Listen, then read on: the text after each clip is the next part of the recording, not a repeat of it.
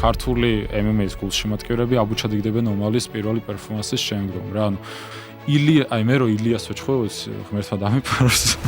ილიას ოჩხუევოდ მე მაგ კომაროვიდან თორებული 100%-იანი გრადი ჩავისხე ეკონომიკაზე.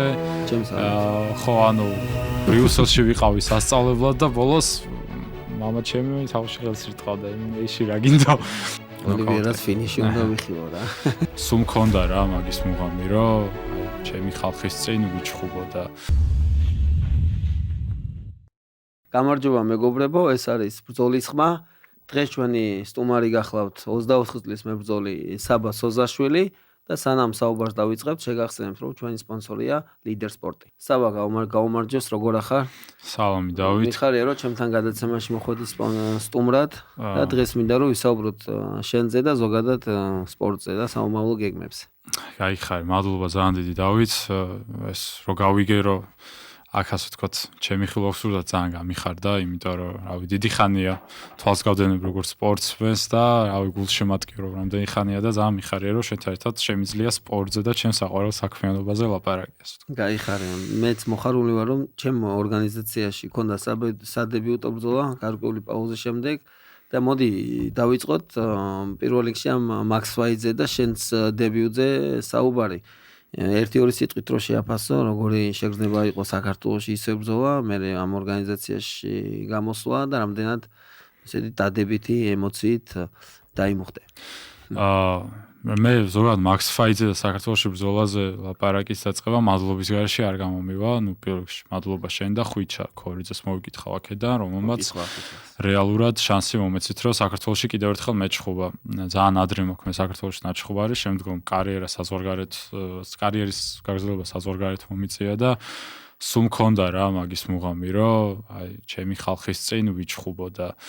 რეალურად მაქს ფაიძე ჩხუბი, რა ვიცი, მოულოდნელს გადააჭარბა ჩემთვის რა, პირდაპირ ვიტყვი, იმიტომ რომ ჯერ ერთი ცხო საქართველოში როგორც იქნა ვიჩხუბე, თან ღმერთით კარგად ვიჩხუბე და გავიმარჯვე, გამარჯვება მოვიპოვე. კი, ესეთი ხაობრივი და კარგი ბრძოლა იყო.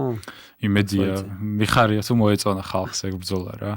ხო და მეორე მხრივ კიდე ძალიან მაგარია ესეთი ივენთები რა, ზოგადად, იმიტომ რომ მსგავსი ღონისძიებები ხელს უწყობს საქართველოში ამ სპორტის განვითარებას და ეხლა მე და ჩემს გარდა რამდენიმე ბრძოლს მისცა შანსი რომ თავის შესაძლებლობები წარმოეჩინა. ეხლა მაქს ფაიძს ჩემთვის ეს შანსი რო არ მოეცა რომ ჩემი შესაძლებლობები წარმოეჩინა ქართველი ხალხის წინაშე, შეიძლება ძალიან ბევრ საერთოდ არც ცოდნოდა ჩემს შესახებ, ხო, შესაბამისად ხოლმე დადებითი რა ამ ყოველფერს. მაქს ფაიძს აქვს შენს მიმართ რაღაც გარკვეული გეგმები, როგორც მაქს ფაიძის წარმომადგენელი გეუბნები და შენ როგორ ფიქრობ, როგორი შენი სურვილი საინტერესოა. მაქს ფაიძის დებიუტიდან გამომდინარე, რა თქმა უნდა, სურვილი არის ჩემ გადამზაობა იმაზე, რომ მაქს ფაიძის მორიგ ივენთებშიც მივიღო მონაწილეობა და მეტიც დასამალი აქ არაფერი არ მაქვს. როგორც ვიცი, მანუჩარს რაღაც დიდი ტესტის გავლა მოუწია იმის, რომ სატიტულო ბრძოლა მოეპოვებინა და მეც მზად ვარ, რომ რამდენი ბრძოლა საჭირო გახდება და რომელმე ტოქესთანაც ბრძოლა საჭირო გახდება, ჩავატარო იმისთვის, რომ სატიტულო ბრძოლა დავიმსახურო მაქს ფაიძ ლიგაში, იმიტომ რომ ძალიან დიდი მნიშვნელობა აქვს იმას, როგორი ურთიერთობა აქვს ორგანიზაციას და მებრძოლს და მე მომწონს ამ ორგანიზაციასთან ურთიერთობა და კომფორტულია ჩემთვის ასე ვთქვათ რა. ხედავ ჩემ თავს მათ. ჩვენთვისაც როგორც ორგანიზაციისთვის და ორგანიზაციის წარმომადგენელს ჩემთვის მთავარია რომ სპორტსმენები კომფორტულად გრძნობდნენ თავს, კარგად გრძნობდნენ თავს, ამასთან ერთად იყოს ჯანსაღი კონკურენცია და რა თქმა უნდა პრიორიტეტი მაინც უგულახდელი უნდა ვიყო და არის ქართული მებრძოლები, რომლებსაც მინდა რომ მეტი შანსი ჰქონდეს თავის გამოჩენის, ჰქონდეს ღირსეული კარგი რეკორდი და შემდეგ სხვა დიდ ორგანიზაციებშიც ავტომატურად გზა გაეხსნებათ და კიდე ის არის კარგი რომ საერთაშორისო დონეზე გვაქვს ანუ აღიარებაც, რადგან ჩვენი რეკორდები იწერება ყველა იმებში ტაპოლოგიზე, შერდოლზე და სხვათა შორის ჩემთვის უფრო მნიშვნელოვანი იყო რომ ტაპოლოგიზე გაკეთებულიყო ორიენტირი, რადგან თითქმის ყველა პრომოუტერი და მენეჯერი შერდოგი ჩაანაცვლა ტოპოლოჯი ამ ბოლო დროს კი ტოპოლოჯი ბევრად უფრო ფართო ცნობილი გახდა და კი ძალიან მაგარი ამბავია ეგ რა ანუ ორგანიზაციისთვის ერთ-ერთი ყველაზე ხარისხის განსაზღვრელი ფაქტორი არის საერთოდ ტოპოლოჯიზე რამდენად კარგად და დროულად და ასე ვთქვათ შეაქვს რეკორდები და ხო ანუ მებრძოლსაც უფასდება რა და ბრძოლა მე მაგ რაღაც რამდენიმე ბრძოლა ჩატარებული ისე რომელიც ჩემს რეკორდში არ არის შეტანილი მაგალითად რა საქართველოში ძალიან ადრე ხო და ნუ დასანანია იმიტომ რომ ჩემი ფეიქ რეკორდი ჩანს ასე ვთქვათ რა რეალურად მაგრამ მაგ პრობლემას მარტო არ ვაწყდები ანუ ბევრი გადააწყდა და არა უშავს მეორე მხრივ კიდე ეხა Max Fight League რასაც აკეთებს ძალიან მაგარია იმიტომ რომ ჩამოყავს მებრძოლები სხვა ქვეყნებიდან და მებრძოლებს შეუძლიათ რომ საქართველოში მიიღონ გამოცდილება აქამდე ისეთი სიტუაცია იყო რომ მებრძოლებს პირდაპირ საქართველოსდან წასვლა უწევდათ და სხვის ტერიტორიაზე გამოცდილების გარეშე უწევდათ რაღაც ბრძოლების გამართვა რა და ხშირ შემთხვევაში არ იყვნენ უპირატესობაში ასე ვთქვათ და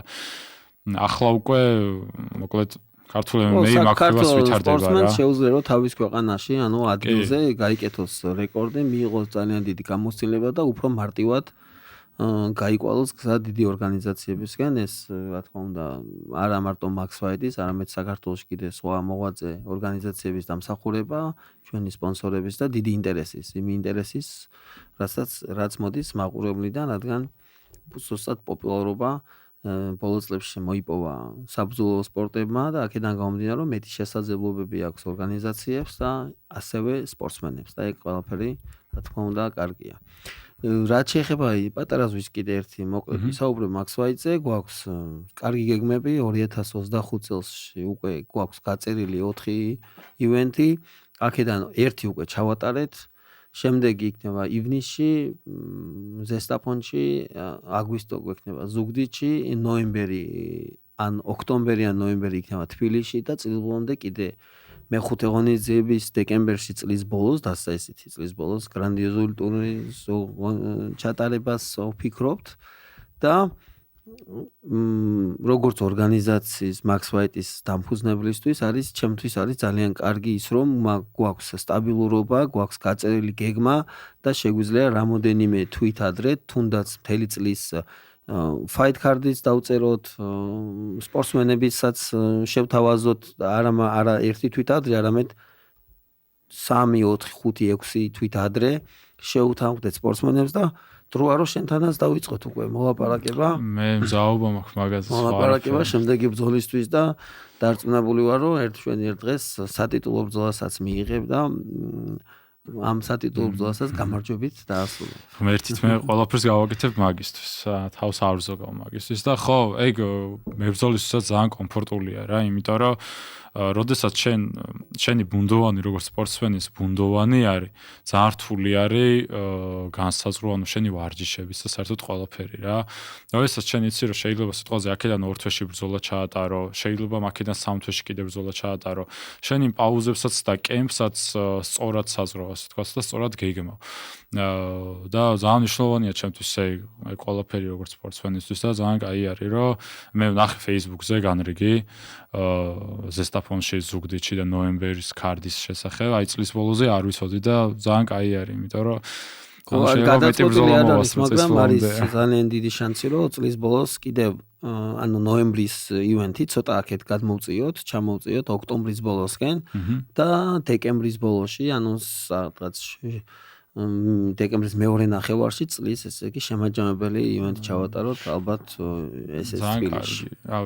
ჩემთვის როგორც სპორტსმენისთვის დეკემბრის კარდი ყოველთვის ისე ბევრი მიფიქრია მაგაზე რა, იმიტომ რომ დეკემბრისთვის ატარებენ ხოლმე კარდებს და ერთ-ერთი ყველაზე მაგარი პერიოდია სპორტსმენისთვის საჩხურად, რომ მე ახალწლის პერიოდს კარგად ირგებ რა, მოგების შემდეგ განსაკუთრებით.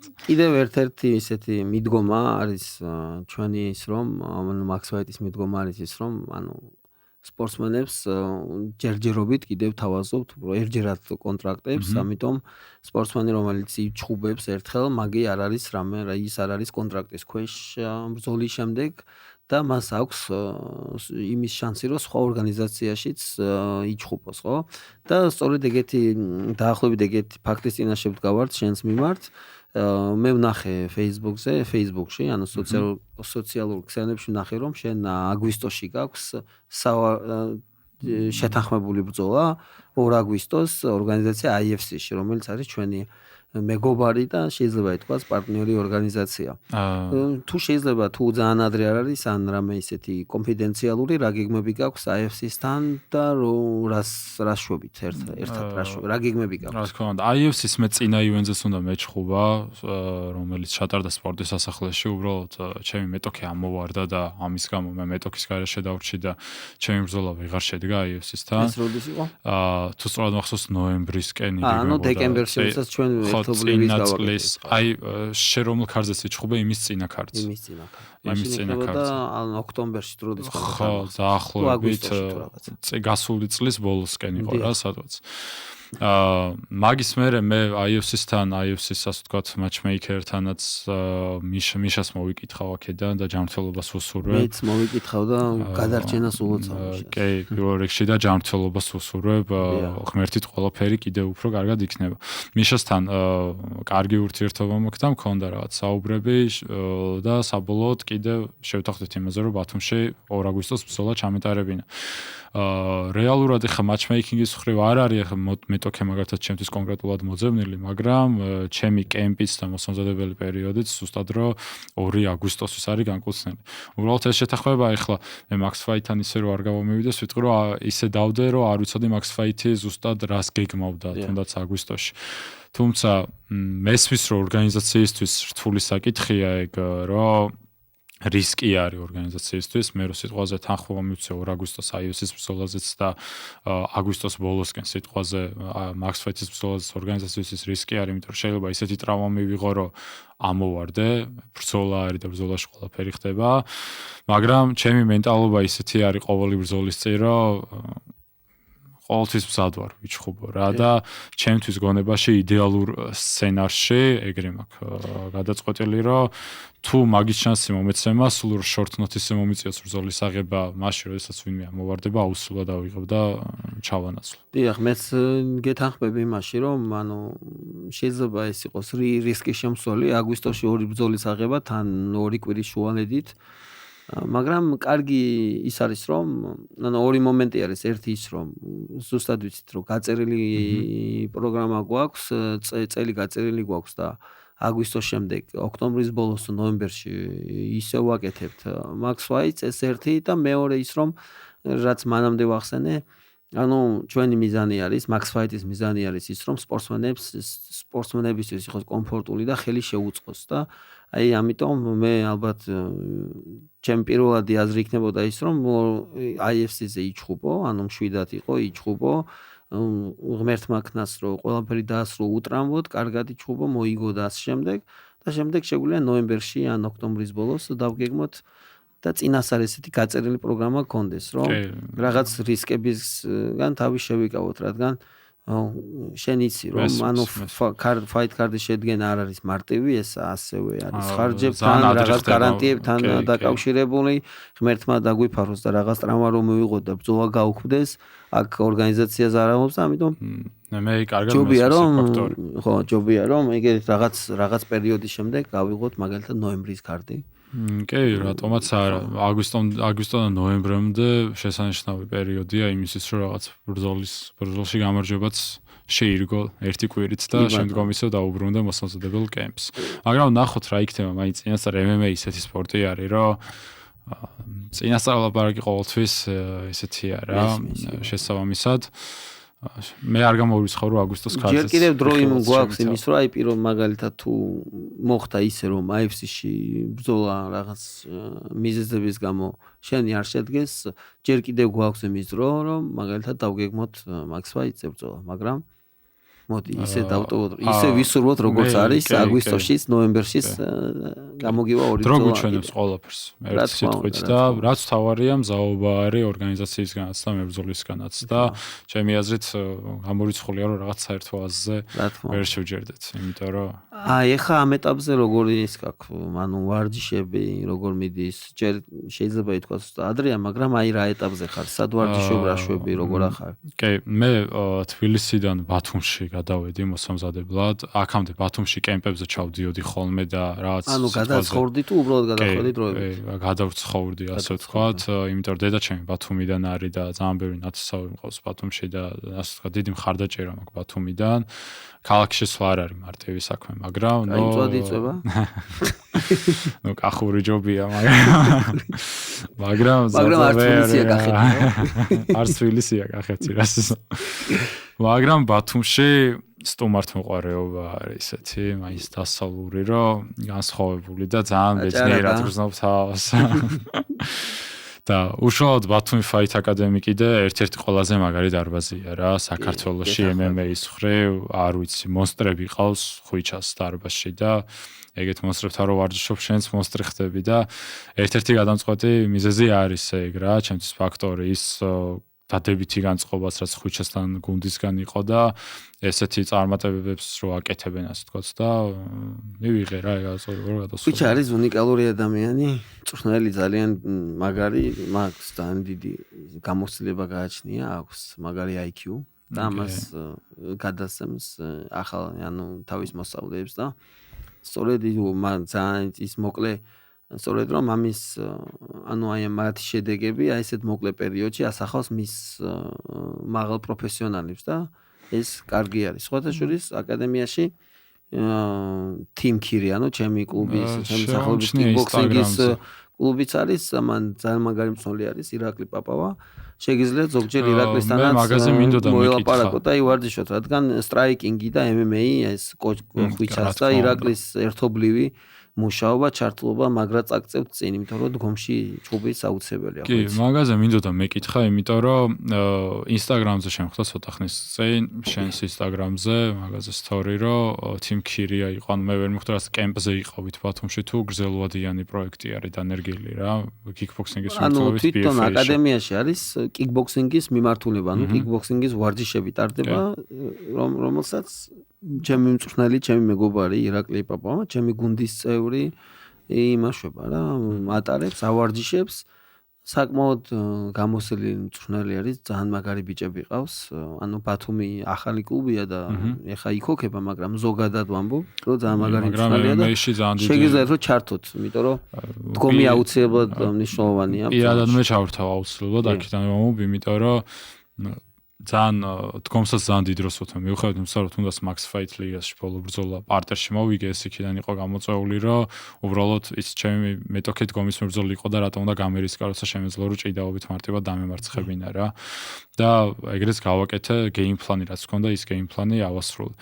მაგრამ დგომსაც დიდ დროს ვთქვი და თან შენ მიერ გაწეული რეკომენდაციით კიდე უფრო ისე მივალ, იმიტომ რომ შენი სტილი რაც არის, დარწმუნებული ვარ, რომ იგივე სტილი ექნება ტრენერს. ნუ ერთი ხელწერა გვაქვს. კი, ანუ ეგ სტილი MMA-ში ძალიან გამოსადეგია. იცი რა მომენტი არის, აი თუ უყურებ ხა, ანუ MMA თუ უყურებ, მაგალითად გითხრა და ის თუ უყურებ, იცი MMA რა ისე.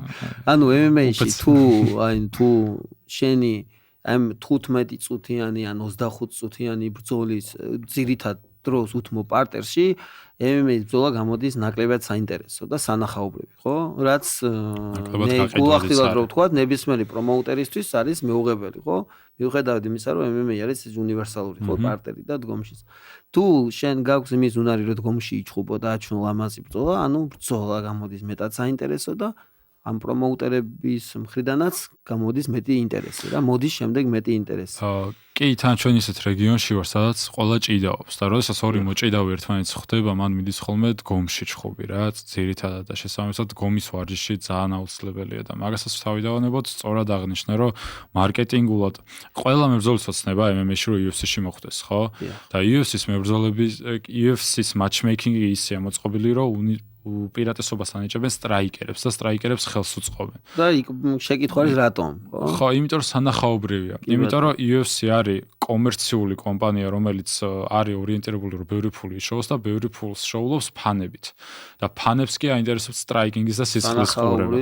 კი, და ეგ არის ზუსტად მაგის მიზეზი. შესაბამისად, თანამედროვე MMA-ის მებრძოლმა თავის არსენალში სტრაიკინგი აუცილებლად უნდა დაამარტოს. კი, მე ჩემ მენეჯერს შევთავაზე რამოდენიმე ქართული მებრძოლი და უკვე ის მუშაობს კიდეც ამ მებრძოლებთან და მისი ესეთი რეკომენდაცია და თხოვნა იყო ერთ-ერთი ესეთი თხოვნა, რომ მაქსიმალურად თუ ვინმე შევთავაზებდი, მაქსიმალურად ყურადღება მიმექცია ისეთ მებრძოლისთვის, რომელიც უფრო სანახაობრივ ბრძოლას აჩვენებდა და არა მარტო იქნებოდა ორიენტირებული პირობითად გამარჯვებაზე, ხო? შეიძლება პედროზე ხო არ საუბრობ? კი, პედრო ჩემი მენეჯერია, წლების განმავლობაში მუშაობდით ერთად და ეხლა მუშაობ ჯერ კიდევ ჩემი მენეჯერი არის, ძალიან ძლიერი მენეჯერია ნამდვილად. კი, ერთ-ერთი ისეთი. ანუ ძალიან ისე არ ჩანს და ისეთი გაჰაიპებული ტიპი არ არის, მაგრამ კარგი მენეჯერია. ბრაზილიელების და პორტუგალიელების უმეტესობა UFC-ში მგონი პედროს მენეჯმენტში არის. 40-ზე მეტი მოჩუარი ყავს იმაში, One Championship-ში. პატარ სხვა ორგანიზაციებში ყავს და UFC-ში ყავს დაახლოებით 7-8 მებრძოლი, რაც უკვე აი ესეთი თემაა რა. რამდენიმე გოგო ყავს. სხვათა შორის ელენე ოლაძეც იმასთან მუშაობს, პედროსთან, ხვიჩა შაინიძეც, გოჩა შაინიძეც. პედროს ერთ-ერთ ბიჭთან მაქვს ნაჩხუბარი, მე და მაკენან ვისნობ პედროს პირადადაც. იმასთან ილიას იმასთან. ილიას ბულაისთან. კიკბოქსინგი და მოდის, ხო. კიკბოქსიორი. UN-ზე ვარ, რამოდენიმეჯერ ნაჩხუბარი, არაა ცუდი ბიჭი, კარგი ბიჭია. კი, ბრძოლის მერეც ვისაუბრეთ. მაგრამ არ მაქვს ნანახი მისი ისა, MMA ჯგუფი, სხვათა შორის ის პარტერი ის არ მაქვს ნანახი. პარტერში როგორია? Takedown defense ხო იწავს რა და ძირითადად low kick-ებით მუშაობს თქომში, ანუ ფრთხილად მუშაობს. მოაიტაის როგორც შხუბობდა და kickboxing-ს ეგრე არ ჩხუბობს MMA-ში, ხო რა, დისტანციას იჭერს და თუ ახლოს მიხვალ გარბის ეგრევე და low kick-ებით მუშაობს. Kickboxing-ში მაგარი აგრესიული ის ქონდა. კი, kickboxing-ში ხო, აი შეეხტებოდა მუხლითი და ყვეის ეს, მაგრამ MMA-ში 1-2 ჯერ გადაიყვანეს, მაგის ხარჯზე ალბათ უფრო ფრთხილი საერთშია რა. ან მე რო ვიჩხუბებოდი და ოცნავ წინ როგორც გადავიდოდი, ეგრევე უკან გადიოდა. მე ვცდილობდი რომ შემომეტყუებინა რომ მე წამექცია, მაგრამ აი low kick-ს იქეთ დისტანციას იცავდა სავარაუდოდ. ხო, ანუ ალბათ 10-დან 9 დარტყვა უბრალოდ low kick-ი მოდიოდა თან ცაციადან და ცაციადან low kick-ი კიდე სხვა ის არის რა სტილი, არა და მემარჯვენე არის. და მაინც ცაციადან იქნებდა low kick-ებს, მაგრამ არა, კაი და გამოცდილი ბიჭი რო იყო. კი, kickboxing-ის სერიოზული გამოცდილება, მაგალითად ბელოტორში აქვს 3-0-ზე. ხო, ანუ გლორიში ჩვენ ერთ იმაში, ერთ პერიოდში ვჩხუბობდით რა და რამოდენიმე UN-ზე ერთადაც ვარ ნაჩხუბარი, სხვათა შორის ეს გლორი ჩემპიონი რო გავხდი, რისტის რომ მოუგე, მაშინ პერეირა მოიგო გრან-პრი 4 კაციანი ის მოიგო რა, გრან-პრი. ამ იმას ერთ ქარდზე ვჩხუბობდით. რამოდენიმე ჩინეთშიც ვართ ერთად ნაჩხუბარი, კუნლუფაიძე სხვათა შორის კი არტურ კიშენკო მოუგო ნოკაუტით პერეირას და მაშინ კუთხეში ვედექი მე იმას. კიშენკოზე ვედექი კუთხეში. ხო და იმის მამინდა რომ ანუ UFC-შიც ხო ხედავ, ანუ მაგარი პოპულარობით, ძალიან დიდი პოპულარობით სარგებლობს და მის takedown-იან პარტერში ჯერ არ გვინახია. ბრძოლა არ ყოფილა, სადაც მაგალითად პარტერში. ორგანიზაციამაც როგორ ხელი შეუწყო, იმიტომ რომ ეგეთი მაგარი მებრძოლი, ანუ striking-ში ძალიან მაგარი მებრძოლია და ორგანიზაციამაც დაუფასა იქ ყველაფერი.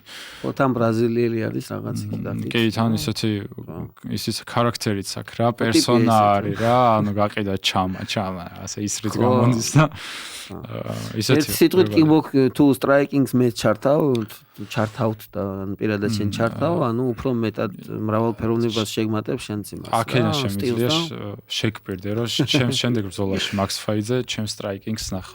მშვენიერი ხარია. თუ გინდა აღარ ვიჭიდო და striking.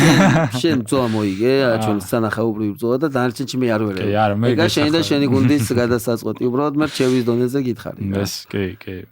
ვიღებ მაგ რჩევას, იმიტომ რომ ნამდვილად სწორი ის არის მიდგომაა რა. სამომავლო გეგმები ზე უკვე ვილაპარაკეთ, მაგრამ ანუ სანამ აი დღევანდელ დღემდე მოხვიდოდი, სადღაც იყავი, ხო? ანუ მე ვიცი სად იყავი და რაღაც, მაგრამ ჩვენმა გულშემატკივარმა და მაყურებელმა, მსმენელმა და მაყურებელმა შეიძლება ეს არ იცოდეს და ვიცი რომ შვედეთში გარკვეული პერიოდი იქ ვარჯიშობდი, ცხოვრობდი, ხო? და არა, შვედეთში უბრალოდ ვიტყვი მაგაზე. შვედეთში არის ესეთი ორგანიზაცია FSR, UFC Fight Pass-ის ორგანიზაცია, ერთადერთი სკანდინავიური ორგანიზაცია, რომელიც UFC Fight Pass-ზე გადის და ან ძალიან დიდი ორგანიზაციაა რა, UFC-ს матчмეიკერები აკვირდებიან, მისი ჩემპიონები კონტენდერებზე და UFC-ში შემედიან. სხვა შორის ეხლა შაბათს 24 მაისს ლევან კირთაძე ეჩხუბება ბაისანგურ მაკაევს სატიტულო ორთაბრძოლაზე, ძალიან მაგარი ჩხუბი იქნება და ნუ კირთაძე მე და ლევან დიდი ხანია გუნდელები ვართ, მაგრამ ბათუმში გაიარა საბრძოლო კემპის ბოლო ნაწილი ლევანმა და წარმატებები ლევანსაც დარწმუნებული ვარ რომ ბაისანგურს მოუგებს და კამარს საქართველოს ჩამოგვიტანს. FSR-ში და ბოტნიაში ვიჩხუბე მეც 3 ბრძოლა და ისეთი იყო, ანუ ძალიან კარგი გამოცდილება იყო რა. იმიტომ რომ ჯერჯერობით ორგანიზაციისგან ძალიან პროფესიონალური დამოკიდებულება იყო, ყველაფერში ხელს რო გიწყობენ აბსოლუტურად. აი, აეროპორტიდან დაწყებული ისევ აეროპორტში უკან მისვლამდე დამთავრებული ყველაფერი რო ძალიან მაღალ ხარისხზე და დონეზე ტარდება და სპორტსმენისას პრიორიტეტი არის ორგანიზაციაში და თანაბარი მატჩმეიკინგი და ყველაფერი. იქ იყო რა შეცდომები, რაც მხოლოდ მე და უშვი, იქ იყო პატარა ასე ვთქვათ სპორტული უიღბლობაც. ნუ დამეთანხმები რომ სპორტში იღბალი ძალიან და სპორტული იღბალი ძალიან დიდი ის არის რა ეხა. მაგრამ რაც არ კლავს გვაძლიერებს და ზუსტად ეგ არის ჩემი გეგმა რა, რომ პატარა პაუზა ვიღე, დავისვენე, დავწყნარდი, მე ვიცი რა შემიძლია და გამოცდილებას თავიზასის ამდა რა თქმა უნდა. კი, მე გამოცდილება დამაკლდა ზოგადად საერთაშორისო ასპარეზის გავედი, რომ საქართველოში გამოცდილება არ მქონდა მიღებული, ანუ კი, და მე გვიან გავიაზრე ცოტა ეგ, მაგრამ შობს გვია ვიდრე არასდროს რა. ხო, საქართველოში 2 ჩხუბი მქონდა მარტო ჩატარებული და მე რამდენიმე წელი საქართველოში ჩემთვის ბრძოლის პოვნა გახდა რაღაც ტრაგედია რა. ერთი 6 ჩხუბი გამივხვდა მინიმუმ. იქ იყო სხვა ფაქტორები, ხან მეტოქე დაიტრავა, ხან მეტოქემ უარი თქვა ძალიან ბევრჯერ. ლევან მაყაშვილთან ერთად ვარჯიშობდი სულ რა, ჩემი პირველი დღიდან სხვათა შორის და ფაქტორი ეგეც იყო რა, იმიტომ რომ ლევან მაყაშვილის სპარინგ პარტნიორი რო ვიყავი, რაღაცნაირად თითქოს ერიდებოდა ზოგს ჩხუბი ან არ ვიცი. თან დიდი ხნის წინ იყო რა, მაგრამ მინიმუმ 6 ჩხუბი სხვადასხვა ორგანიზაციებში გამიუქმდა და აქედან ერთი 4 ჩხუბი გამიუქმდა საბრძოლო კვირაში, როცა წონისკლება დაწყებული მქონდა.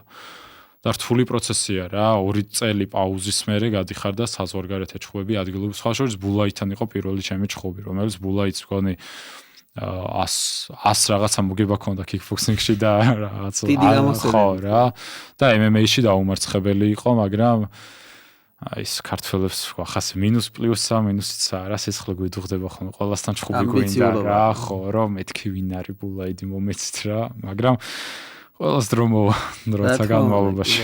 აგერ დაიწყო შენი გამარჯვებების სერია Max Weize და დარწმუნებული ვარ, რომ ეს დიდხანს გაგრძელდება. ეს მინდოდა, ანუ გეგმაში მქონდა და უბრალოდ ვინმე მჭირდებოდა ადამიანი, ვინც და ორგანიზაცია, ვინც ადამიანურად უბრალოდ ბრძოლას მომცემდა, სხვა არაფერი რა. ანუ უბრალოდ გალიაში შემიშვებდა საქართველოში.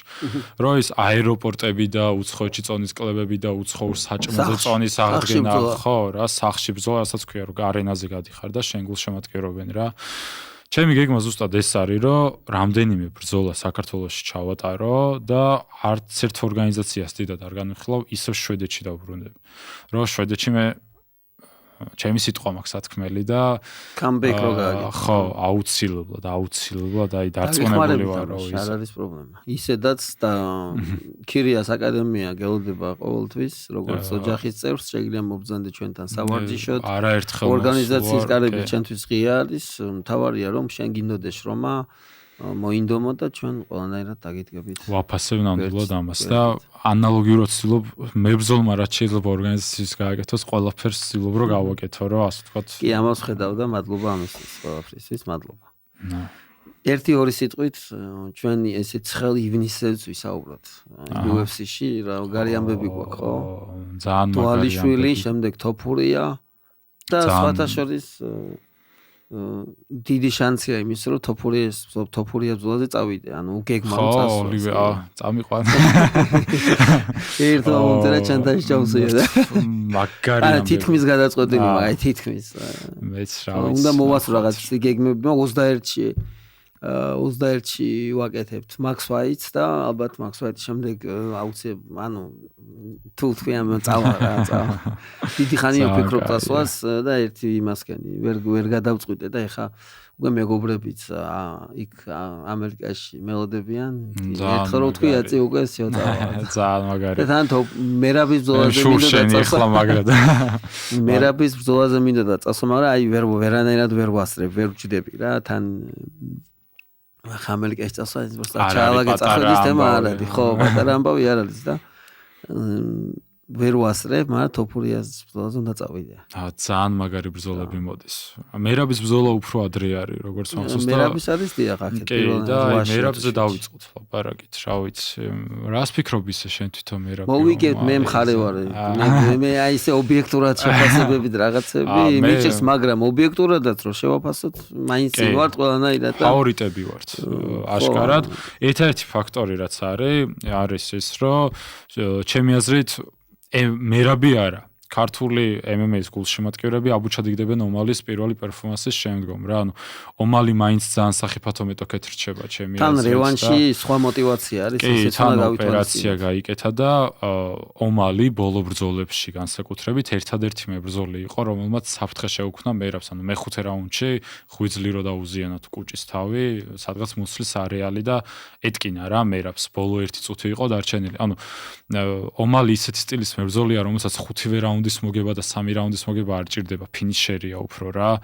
თან სტრაიკერი არის, რომელიც ძალიან გრძელია, რომელსაც ძალიან კარგი ფუტვორკი აქვს და დისტანციას კარგად აკონტროლებს და გაბარიტებშიც უპირატესობა აქვს რა, მერაბთან შედარებით.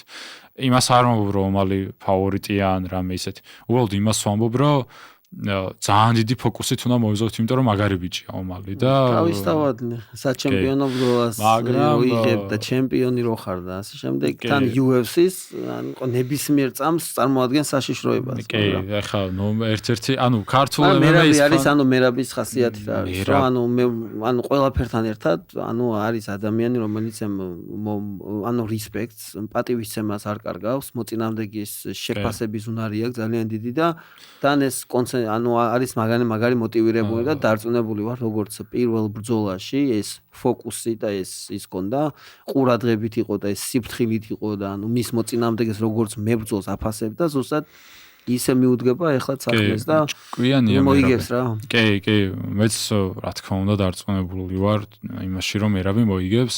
თან ძალიან ჭკვიანია და სწორი გეიმ პლანებით გამოდის ხოლმე მერაბი ბრძოლაში და ომალისაც вообще საერთოდ გონია გულახდილად რო გითხრა რომ ფინიშით მოუგებს რა მერაბი ამჯერად ომალის მახრჩობელაზე ან რაღაც ეგეთით, იმიტომ რომ ყოველთვის ხდება ხოლმე მომენტი რომ შესაძლოა მებრძოლი ბევრს იგებს ქულებით, მე უკვე ფინიშები მოდის. ხაბებიც ეგრე იყო სხვათა შორის, სულ ქულებით იგებდა და ბოლოს სულ ფინიშები მიაყარა, ასე ვთქვათ და იმედი მაქვს რომ მერაბზეც იგივე მოხდება. რა თქმა უნდა თავარი გამარჯვებაა, მაგრამ მეც იგივე ვისურვებდი, რაც შეიძლება ის ხო, მიეყარა ფინიშები, იმიტომ რომ UFC-საც აწყობს ეგ რა.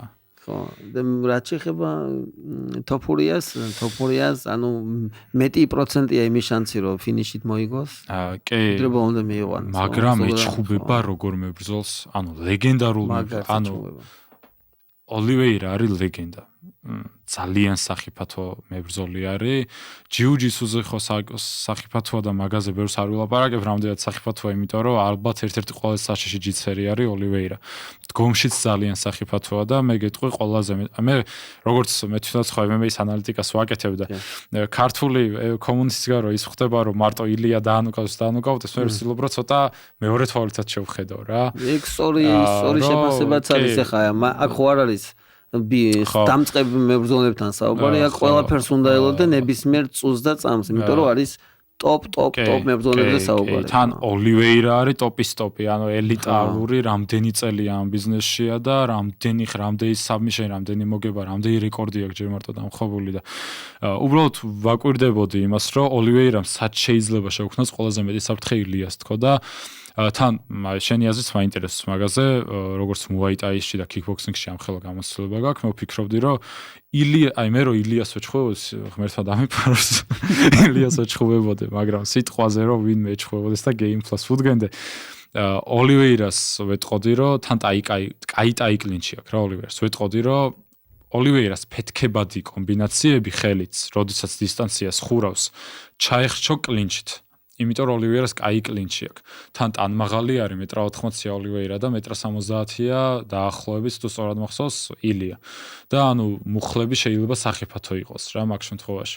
და ჩემი აზრით ტაი კლინჩს უნდა ვერიდოთ ძალიან ოლივეირასთან, იმიტომ რომ თითოეული მეტოქის წინააღმდეგ ტაი კლინჩი გამოყენებული აქვს ძალიან კარგად პორიესთან, მახაჩევთან და აბსოლუტურად ყველასთან. აი შენი აზრი მაინტერესებს მაგაზე.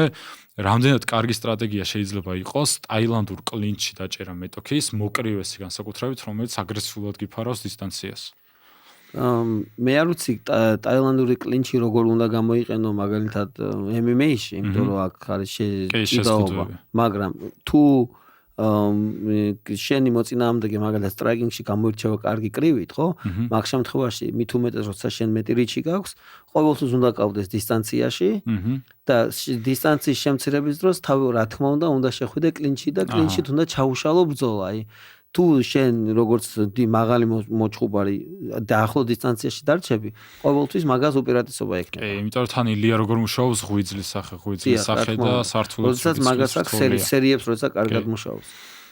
ოლივერა შემთხვევაში მაგა უნდა დაიცვას ისე დისტანცია, სადაც ილია ვერ მიწვდება და შემოსვის დროს უნდა ჩაუშალოს. უნდა შებოჭოს რა, ან კლინჩით, ან რა ვიცი მე რაღაც. კი, რაღაც ეგეთები გაუკეთებია. ოდესღაც, მაგრამ ილიასთან ძალიან რთული გასაკეთებელი იქნება. კიდევ ვინმეორებ ამას. MMA-ს აქვს ერთი მომენტი რა.